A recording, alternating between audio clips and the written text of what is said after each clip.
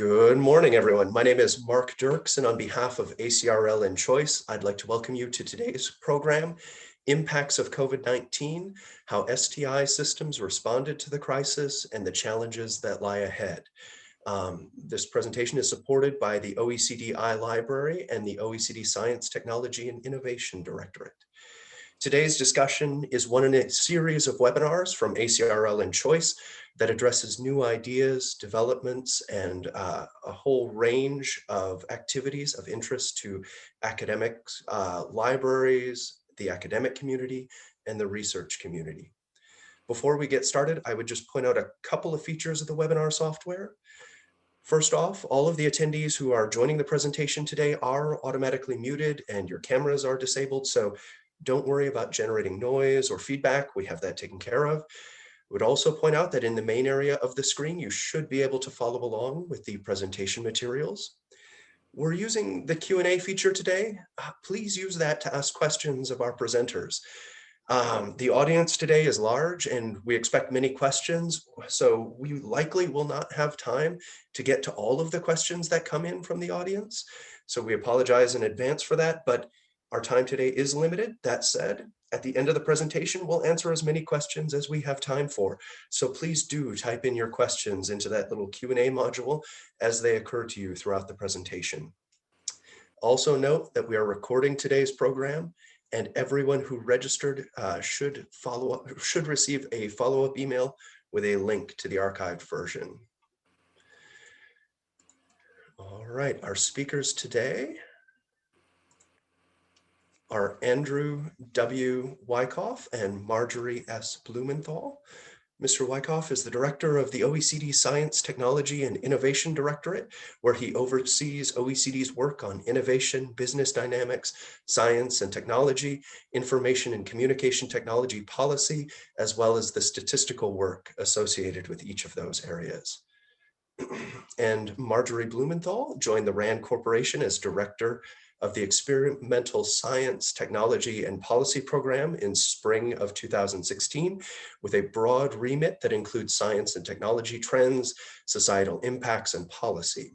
Her work at RAND has addressed such topics as automated vehicles, smart cities, measuring the impact of research, innovation in China, and trends and applications of artificial intelligence, 5G, and other emerging technologies. All right, that is enough out of me. So it is my pleasure to turn things over to Andrew. Thank you, Mark, and good afternoon to everyone. Thank you for coming. It's my real pleasure to present the Science, Technology, and Outlook here in Washington today. I want to start off by thanking ACRL for their support and partnership in this event, as well as to my old colleague and friend, Marjory Blumenthal, for agreeing to participate. I've known Marjory for a number of years, whether she was at Office of Technology Assessment, National Academy of Sciences, or RAND, and she's always been ahead of the curve. And I cannot imagine anyone better to help talk about the outlook for science, technology, and innovation. Let me share my screen and make sure everyone can see it. And I will present you with the key findings of this year's report. There are three main takeaways or storylines going through the report. The first is that the COVID pandemic has been a period of unprecedented mobilization of the STI community and its various ecosystems. We've seen an outpouring of new ideas, new methods, and approaches. Second, the virus has underscored the fundamental importance of science and technology as an essential element of both dealing with the short-term need for resiliency, but also providing us with the ways and means of a longer-term response and being able to cope with future crises such as this. And the last is COVID has really represented a stress test for the whole system. And with it, while it has performed well, the system has also revealed some of the weaknesses that it has and gaps that need to be filled in as we prepare for potential future shocks. I will briefly describe each of these in order, and I'm going to start with just what's been happening over the last 10 months. And one of the key features of the last 10 months is, in fact, that we've seen national research funding bodies worldwide mobilizing and reorienting their R&D money, over $5 billion worth, to COVID-19 related R&D. This includes over 300 million coming from the Asian Pacific area, excluding China, another 850 million coming from Europe, and a whopping 3.5 billion coming from North America. As you can see from this slide, at least 550 million US dollars have been allocated by philanthropic foundations. This is the green part of the figure, as well as in addition to their pledges to major international cooperative agreements and initiatives. This is what's shown here in the gray. Now, we've been tracking this at the OECD, but it's gotten increasingly hard, particularly in the second half of 2020, which is what the red line represents, when we began to see national research funders increasingly integrate their funding into traditional mainstream funding mechanisms, making it hard for us to isolate it. But the key question for us going forward is, how have these investments potentially displaced funding for other disciplines? And if so, on what scale and where, and what will the impact be? While it's too early maybe to discern or qualify the exact nature of the impact of this funding, the quantity of scientific output that has generated has been staggering. As we can see in the right-hand side here, we've seen more than 70,000 different scientific publications on COVID-19 published just between January and November of 2020. This is nothing short of amazing, and you can see on the left-hand side, the United States has been the leader in this effort, followed by China and the United Kingdom.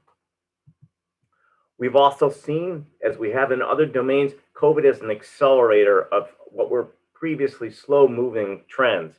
One that we've seen is the removal of paywalls to research databases and scientific publications. As you can see from this figure, this black diamond, the share of open access is much higher with COVID-19 related work than it has been in other fields such as diabetes or dementia. We've also seen an outpouring of preprints, academic papers that have not been peer reviewed or published yet.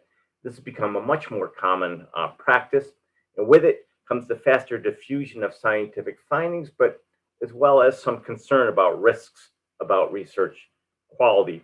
But these developments, we feel, mark important changes and could accelerate the transition towards a more open science in the longer run. As we've also seen in many different areas, it's changed the way the science is conducted. Now, through a survey that we conducted at the OECD, we see that about 3/4 of scientists who responded to this survey indicated they have shifted to working from home. And many scientists, about 40% in this case, especially women, experience a reduction in their time in research as a consequence of the pandemic crisis. We've also seen, as we have in other areas, a greater uptake in the use of digital tools for undertaking science and innovation activities. About 2/3 of the scientists that we surveyed said they'd increase their use of these tools, and with it, we feel comes important implications for the skill set of existing and future scientists. We've also seen the private sector be incredibly innovative and productive. This just shows the registered COVID-19 vaccine studies by different countries. They have expanded their use of digital tools and have engaged in a lot of partnerships with academia, where they've launched hundreds of clinical trials targeting COVID-19 drugs and vaccines, as well as spinning off a number of academic startup companies. We know through previous economic cycles that R&D tends to be very pro-cyclical. And as the economy contracts, usually we see a decline in R&D. Still a little bit early to tell with what's going on right now, given the data we have. And in fact, this crisis may be different. We just don't know. But what we can see by looking at company reports is that many companies, and you can see them listed here on the slide, those that spend the most on R&D appear to be expanding their R&D activities during the crisis, which makes us wonder whether or not COVID could be an accelerator of R&D and innovation, but possibly also accentuate some of the gaps that we've been studying in the business sector and further accentuate the gap between leading firms and lagging firms, large and small firms in certain geographic areas in various countries. Now, let me begin to shift here just from the recent 10 months from what we've been experiencing and the impact of COVID to begin to think about what does this mean longer term to the STI system and what are some of the new challenges and uncertainties that we're going to have to deal with as we go forward. That's the second half of our presentation, where we begin to think about how do we reorient science, technology, and innovation systems to this new reality that COVID will leave us with. First, many of the governments have begun to view the pandemic as a stark reminder of the need more broadly to transition to a more sustainable, equitable, resilient societies. As we said, it's exposed some of the limits in the research innovation systems that, if not addressed, may limit us going forward to deal with these potential challenges. And there's a need to reorient STI policies to better equip governments with the instruments and capabilities to direct innovation efforts towards these goals of sustainability, inclusivity, and resilience. I'm going to outline just three of the top uncertainties which we think face in particularly the United States. The first is the policy mix. Across the OECD, many recovery packages included R&D expenditures, but we've seen that still to this day, a huge and growing amount of support for R&D comes through what we call indirect measures, such as R&D tax credits. These are very efficient and very effective policies, but they tend to be indirect, untargeted, and generate more incremental innovations. While on the other hand, crises such as the COVID-19 require more direct measures for R&D, including grants, contracts, awards, public procurement. We find that these are better suited for supporting long-term, high-risk research and targeting innovations that will create more public goods with potential high spillover benefits. And when we look at the situation in the United States, it's fairly well poised here. The United States actually relies less on R&D tax credits as a means for supporting R&D than many other countries in the OECD. Nevertheless, this means that it could rely more on the direct measures it already has in hand and maybe actually be in a rather good position to begin to further some of these goals we were talking about a few minutes ago in terms of resiliency, sustainability, and inclusivity. The problem will be is that R&D tax measures tend to be off budget, while these direct instruments tend to be on budget. And as we see government expenditures and indebtedness growing, this may be difficult to sustain in the future. And so this translates into a number of uncertainties for research funding. One is a potential trigger of spending cuts for R&D as post-crisis austerity kicks in and we go to improve the debt level. But on the other hand, it may reaffirm just the importance of science, technology, and innovation as an important tool for both dealing with crises and for helping towards resilience. A second great uncertainty is the changing nature of the global scientific commons. COVID is clearly a global pandemic, and it necessitates a global response, which by and large has been mirrored here in the S&T response. And you can see from this figure, actually, it shows that there's been the two countries that have been the biggest nodes of the research here, US and China, benefit tremendously from international collaboration as represented by publications that are co-authored with researchers in a different country. And with this, we've seen the ascent of China, which has been underway for a long time. And this role in COVID just further, I think, confirms the ascent of China as a global player. And with it, China has developed several vaccine candidates, many of which are already in use either in China or in a few middle-income countries, leading to what some call vaccine diplomacy by the Chinese, while the U.S. role has been less prominent. Concurrent with China's ascent and the use of its soft power have been growing tensions and more nationalistic stances on some S&T policies. We begin to see that countries begin to resist international collaboration with more demands for reciprocity and shared scientific value. And this often conflates with techno-nationalism and what we've heard here in Europe, the growing cry for technology sovereignty. But as the figure shows, these retractions don't really aren't concurrent with what's going on in terms of the co-publication, where the two largest partners for China and the United States are in fact each other. And so I think this underscores the need for how to put into place different institutions and policies so that we can try to build trust, define common and shared values to try to improve this level playing field for scientific cooperation and the distribution of said benefits. And I'm hopeful that institutions like my own, the OECD, can play a role in helping to achieve this better connection between countries like China and the United States.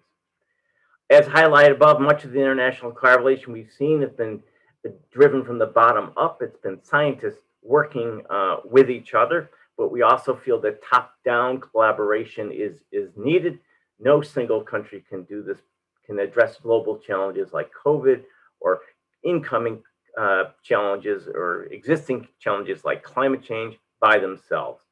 We need to have this top-down collaboration. One of the effective means we've seen through COVID has been the use of various platforms that allow this international cooperation to thrive. Here, shown in the slide, is the establishment of CEPI in 2017, developed an agile technology platform, and it brought in partners around with the ACT Accelerator, which is a global collaboration that has succeeded in accelerating the development, production of COVID-19 tests, treatments, and vaccines, the latter of which was through COVAXin.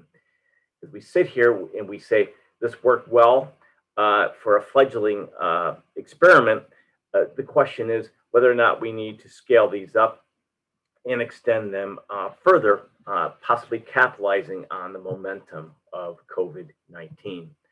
Let me just quickly turn to the issue I raised a second ago, which was the establishment and the assertion of more global norms and values for various activities. The OECD will begin to undertake through its Global Science Forum a project on research integrity in the global science system that will begin to explore these.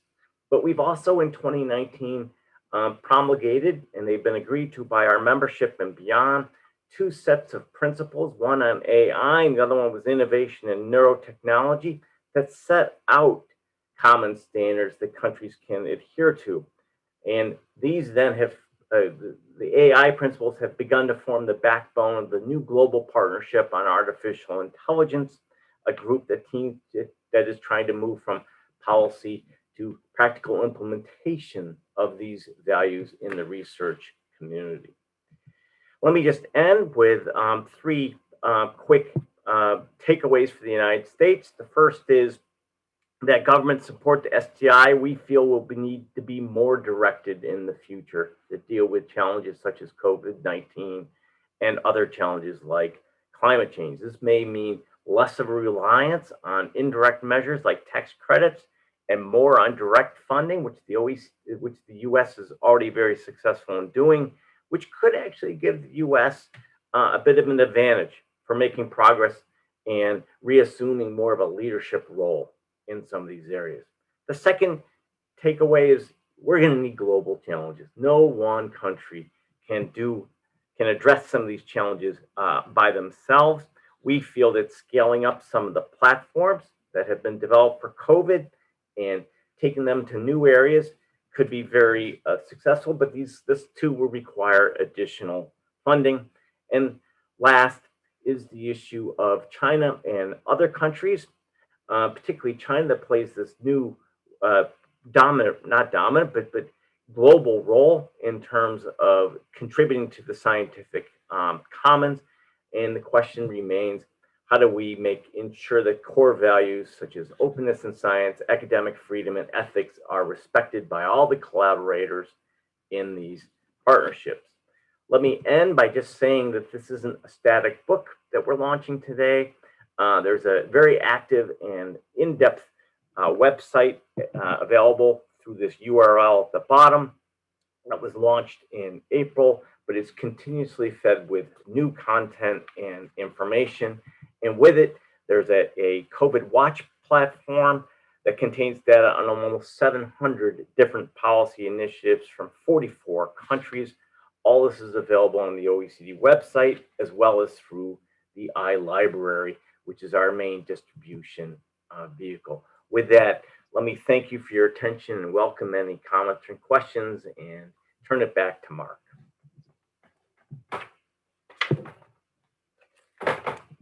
Thank you, Andy. Appreciate that. Let me look. We have a variety of questions already coming in, but first, I think we have this question, which I think, and correct me if I'm wrong, Andrew, should be addressed to both you and to Marjory.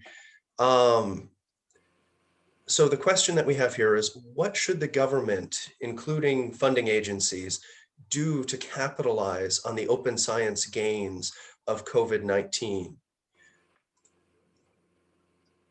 Mark, if you permit me, I've just been talking for 20 minutes. I'd love to turn it over to Marjory Blumenthal. Excellent. So if I may just give a few broad comments first and then turn to the question, which I think was the original plan. Of course, please Okay. do so.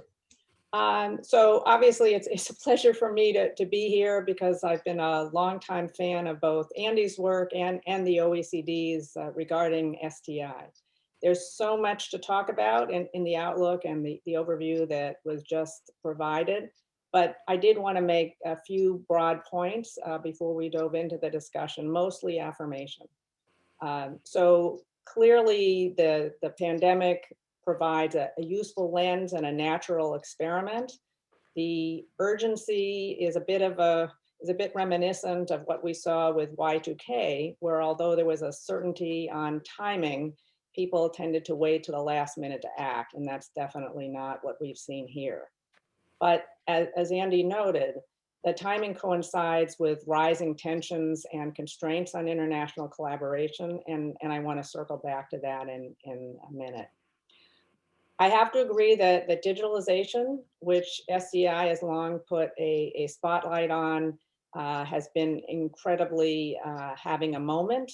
It's fed the surge in open science and the explosion in tools like the capacity to work with big data, the uses of AI, and as Andy was just saying, the sharing platforms of different kinds. And these are critical to the rapid results that were documented. But STI generally is more than about the pandemic, and I think the Outlook does a great job in pointing out that there are opportunity costs. There are risks from diverting resources from other kinds of research and risks to careers. We've known for a long time that universities can't absorb all the PhDs they produce, and it's past time to advise grad students about the full range of their options. But the pandemic aggravates the problem in that we might have a lost generation, given the burden on the youngest cohorts whose STEM careers have been disrupted. And although, as Andy noted, some work can be shifted to the home from the lab, Not all of it can, and yet a silver lining may be a rise in citizen science and the broader inclusion of all manner of people who can work from their homes and contribute to the STI endeavor. STI policy can help or hinder what happens next, and I hope there's a global willingness to leverage what has been learned. Removing regulatory and other barriers has hastened many of the pandemic responses. So can we do more to improve administrative and other processes that historically add costs and delay? Prizes and challenges, which are documented somewhat in the Outlook, have been on the rise for a while. The COVID response reinforces their value as a kind of direct support. But governments can only do so much, and their resources going forward are strained by the pandemic. So the private sector is increasingly important, as was noted on some of the slides, so the role of companies and foundations. The essential issue is that the pie needs to become bigger, and those actors can help that to happen. Anticipatory policy, which is covered in the Outlook, sounds good, but it must be crafted to avoid adding new rigidity. My work on automated vehicle safety in the last 3 years is a kind of case study. The slow development of AV safety standards and policy reflects concerns about not freezing a dynamic technology prematurely, although nobody questions that there are major risks. On the other hand, inspiration can be drawn from privacy and security by design and universal design, all approaches that OECD has encouraged. So the pandemic response shows that international collaboration is positive sum. The pandemic stimulated activity should convince skeptics that, as Andy said, no one country has a monopoly on the best research or talent. So our big uncertainty, which we will be discussing further, is how can we sustain the collaboration? And I would note that, first of all, basic research is the easiest place, has been the easiest place for a long time to foster collaboration. But it's also possible that companies can do more in the area of pre-competitive research if they actually look at the research in that manner. So sustaining collaborative STI means finding ways to assure fair play. International collaboration requires not only mutual benefit, but as Andy began to touch on, research integrity.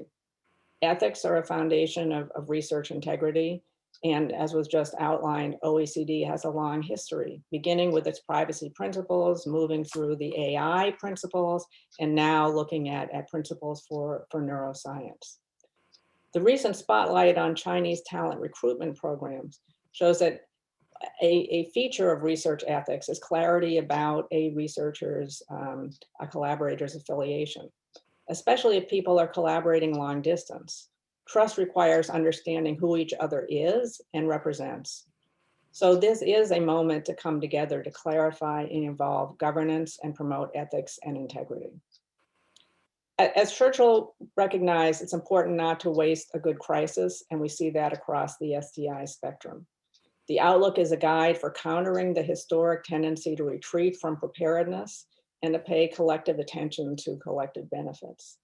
Here in the United States, the incoming administration has signaled it will be more active in multilateral activities, and that should support US attention to this issue in the months and years to come, helping to realize the potential from global STI that Andy has outlined so well. So that was my primary response. So Mark, let me pick up on your question. And again, want to thank Marjory for her response. And I think she raises a lot of really good points, particularly the one about anticipatory policy is a really hard thing to get right.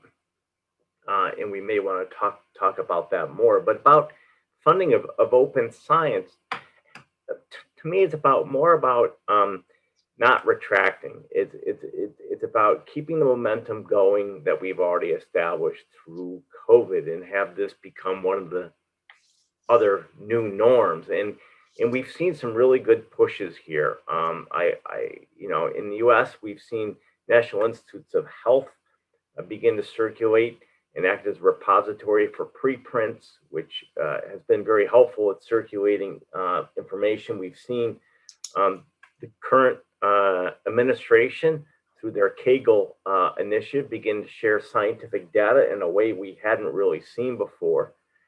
And I guess I would just say that the hallmark of this crisis has up to now really been a little bit about open sharing of data. Just the fact that we were able to sequence the genomic makeup of the virus so quickly and publish it openly in a Lancet repository, I think was a big step forward. And that shows, I think, the potential benefits from global cooperation in more of an open science environment. And so to me, it's a little bit less about the money and more just about the attitude and the new ways going forward.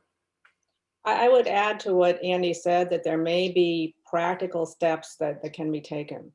So for example, for academic researchers, they are in a publish or perish modality.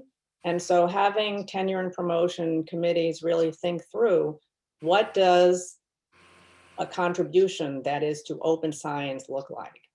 And how do we think about preprints that may have sidestepped or leapt ahead of peer review? How do we address the quality issues? I think there are a number of mechanical and process steps that are not impossible, but with goodwill and with collaboration among the relevant professional entities, it may be possible to take steps. Andy also raised another issue in this space, and that is that of paywalls. And at the end of the day, certain entities do need wherewithal for themselves to continue to exist. But there may be other modes of financial support than the ones from publishing that they have long relied on. And there should be additional mechanisms that people can, without a crisis, work through to see how to sustain openness more broadly.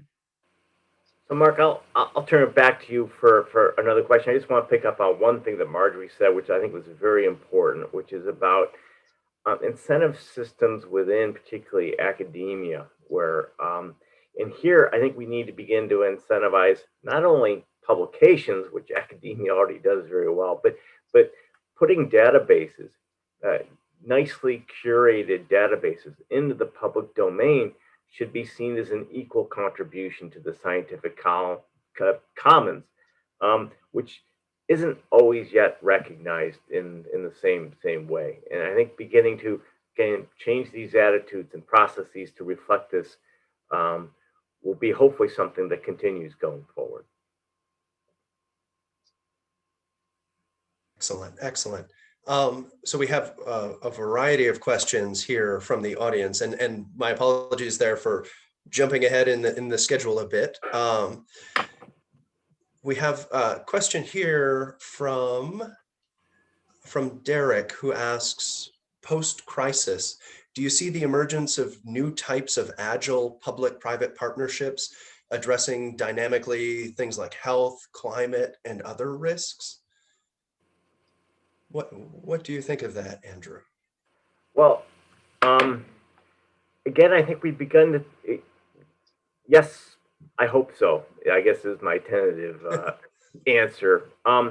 We've as I pointed to, I think these platforms have led to combinations and to outcomes that we couldn't have anticipated before. And they allow a matching that we were pretty inept at doing previously. And I think this is one thing that has helped us go forward.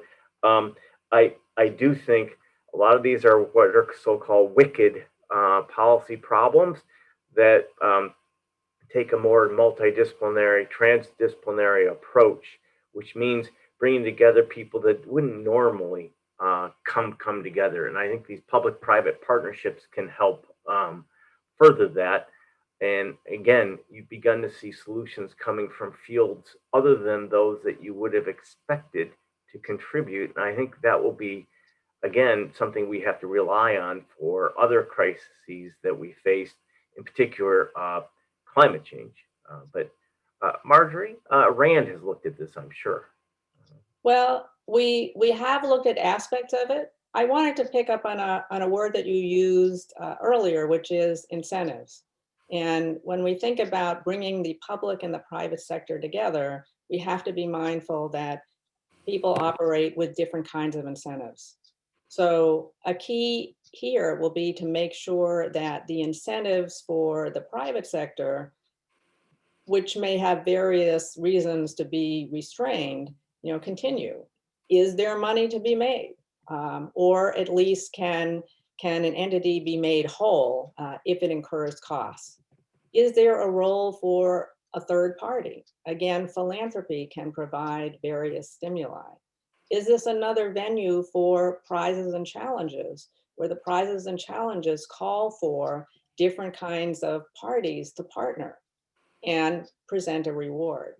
So it's a wonderful time to think about the different mechanisms, but I wouldn't lose hope that we can not continue this. Excellent. We have questions coming in. One of the questions that we have from Robin that I think it would be useful to address sort of in person here is Robin asks or starts out saying, the Outlook says that governments should reform their PhD and postdoc training, but points out a 25% increase in PhDs without an increase in academic posts over the past decade. So what needs to change? Are any governments ahead of the curve here?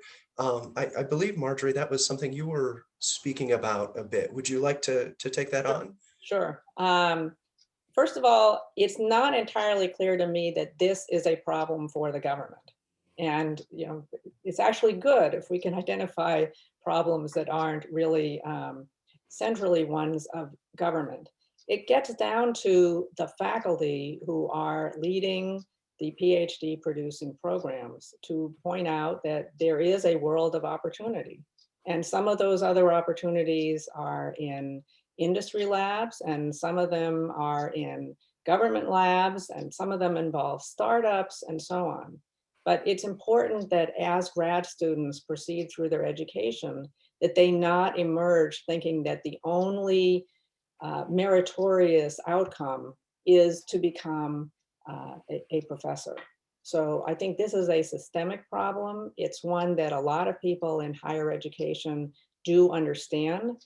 It is also associated with a complementary activity where people have looked at master's programs, for example, and tried to develop them to be more attuned to producing talent that would be well suited to working in industry or elsewhere without going that final step to reach the PhD level. So I think if people are committed, much can be done, but it is not really a government problem. Excellent. And did you have anything to add to that, Andrew?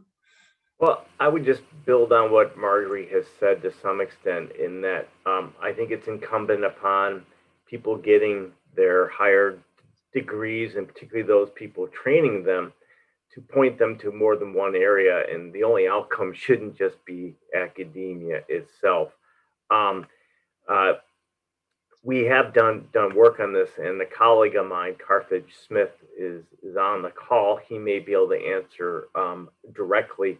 I guess I would just finish by adding, I think as we look to, the word of 2021 is certainly resilience, and building that in.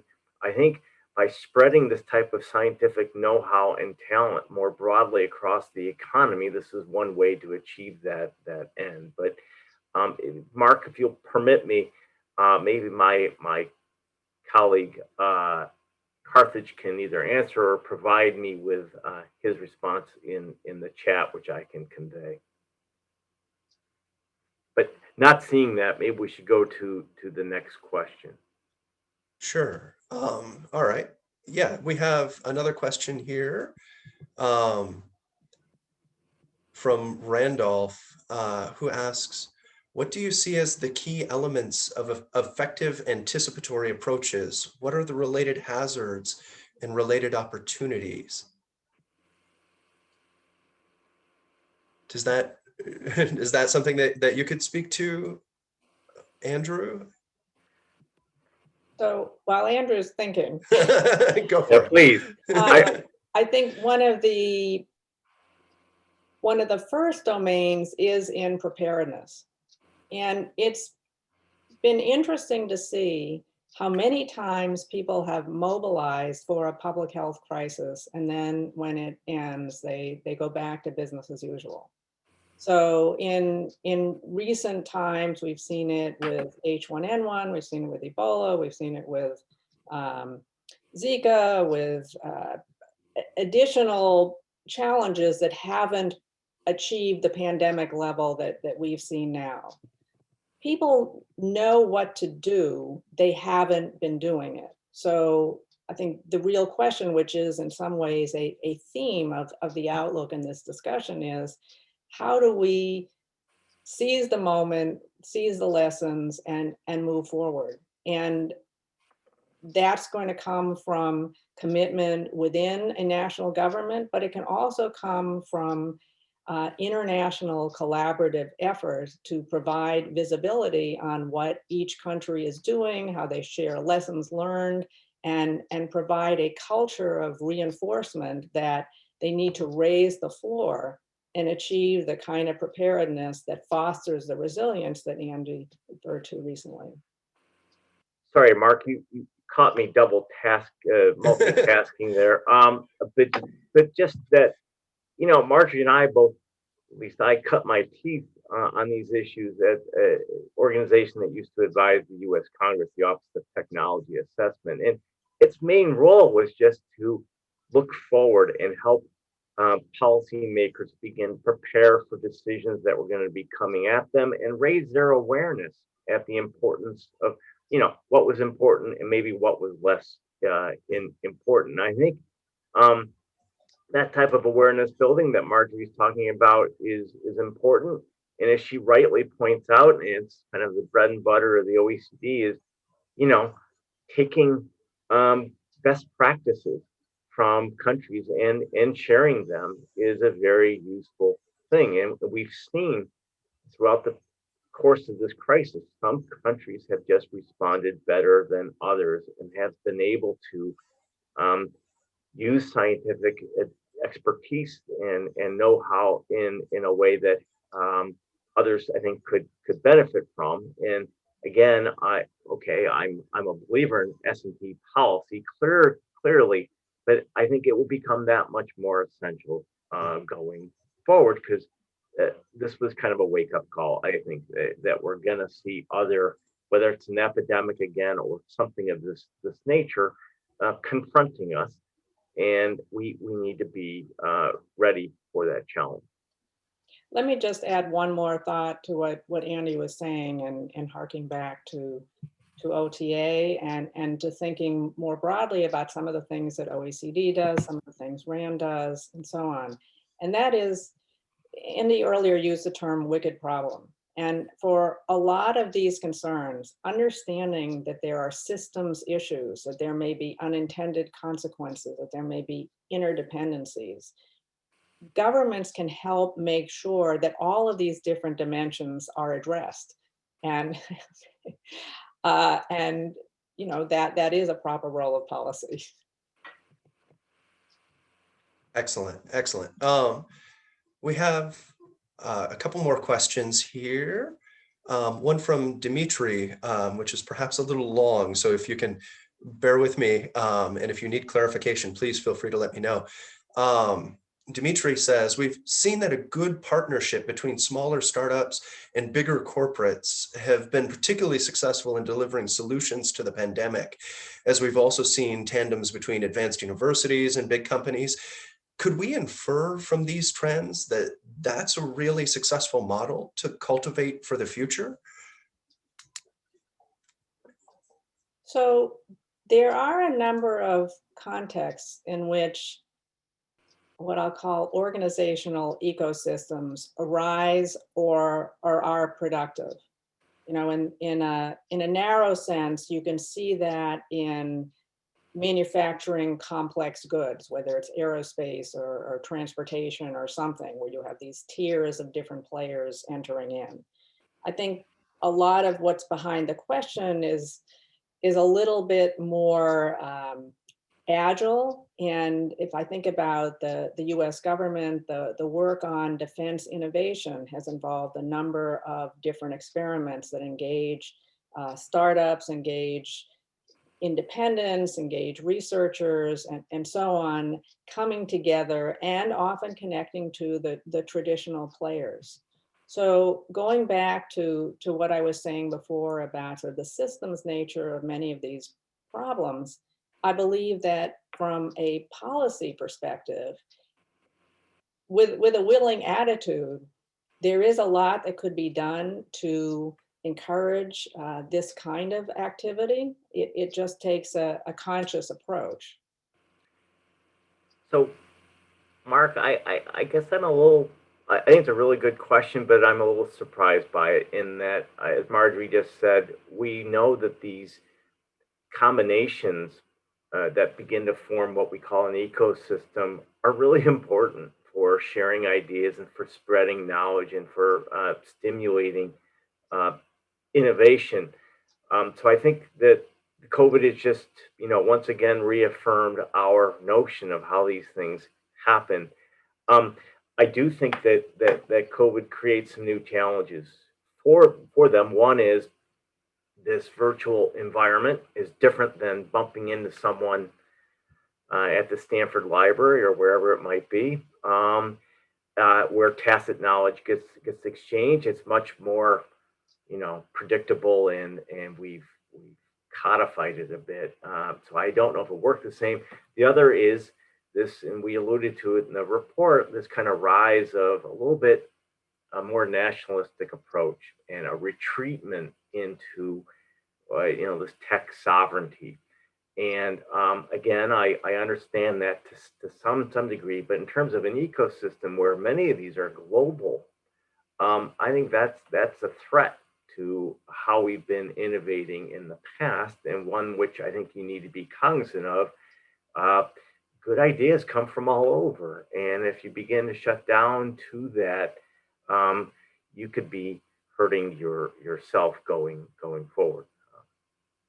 So I would just add to Andy's comment on the perils of tech sovereignty, that was why I referred earlier to pre-competitive research.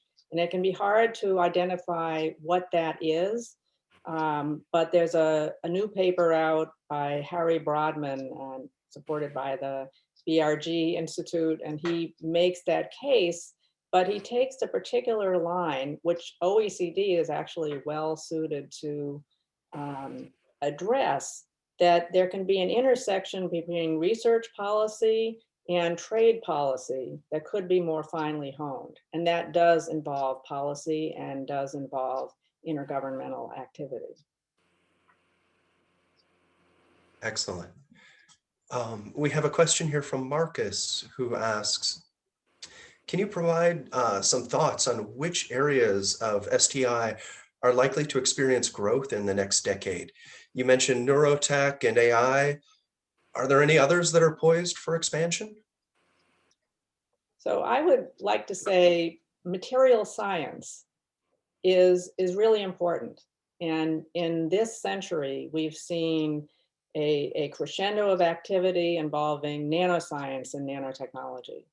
We have seen, the rise of flexible electronics. We're seeing more capabilities to spray things on, to wear things. I think there's so much that can be done with material science that will be truly exciting and benefit many sectors of activities. And it also intersects with work being done on power. While we're using embedded computing communications in so many forms, the batteries that we've depended on, aren't always the best for the kinds of operational resilience that we want. And yet people are looking at battery technologies in new ways, and we will have progress in the power front. So Mark, my quick answer there is go out to your iLibrary, OECD iLibrary, download the STI Outlook, and there's a chapter in there on robotics, there's a chapter in there on biotech, and more broadly, it's what Marjory is referring to, is what we would call these kind of converging technologies that where you're beginning to cross-fertilize digital into many different areas, and it's at that intersection that we're seeing a lot of growth. I would also I think we're just at the real beginning of the Internet of Things. Again, something that I think Marjory wrote about 20 years ago. And this has, I think, some implications which I don't know if we fully understand, but could be very good at helping us inject resilience and a quick response as we put sensors everywhere. Of course, with that comes some Herculean policy issues about privacy and security and so forth, which not the topic for today. Definitely. All right. We've got a question here from Elvira, who asks, given the work that the OECD has done on the role of public procurement of innovation, do you have any suggestions or have you done any analysis on how it can be used more effectively to support innovation for economic recovery post-COVID? Yeah, so our work on that, and I see a colleague of mine answering Elvira directly, which is great, is that here it's the rest of the OECD taking some lessons from the United States. Actually, the US has been, at least within the OECD league, a real leader in using procurement to stimulate innovation and deal with market failure problems.